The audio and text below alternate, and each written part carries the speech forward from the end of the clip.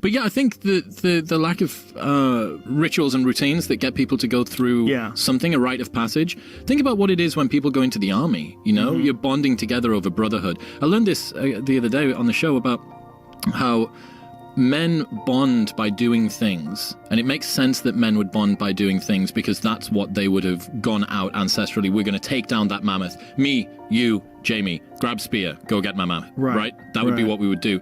But interestingly, it also creates a reason for why men's friendships are a little bit more shallow. Because if you were to die while we were out on the hunt, and then I spend the next 3 months weeping at your death, that means that I'm pretty useless. Men need to be able to cycle through friends more. So it seems like men have broader social circles, but much more shallow. Really? Women have tighter social circles that are more deep.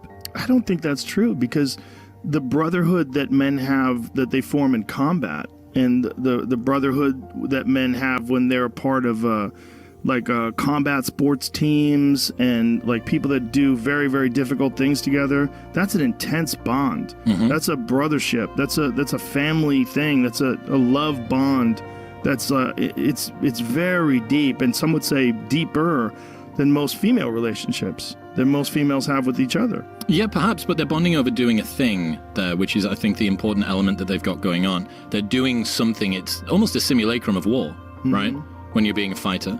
So, or the warriors who are actually doing war. They're bonding over that. And they have to rely on each other.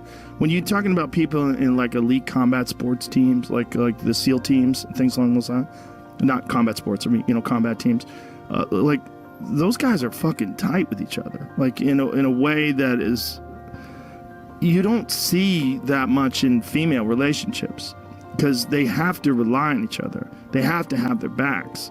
And they also know that person has gone through buds. They've gone through like this insane, difficult weeding out process of weak minds, and people that will quit. Those guys are different. That's like but that's a rite of passage, right? Yes. That's people that have gone through something where they've proven their worth and value, and they're also their self-esteem is based on that they have gone through this thing and they know who they are. They have accomplished this thing, and they've passed through this test. It certifies that the people that are around you are worthy of being around you. Yes. And you can trust them and count on them, and you value them very, very highly. And I don't think those are shallow relationships at all.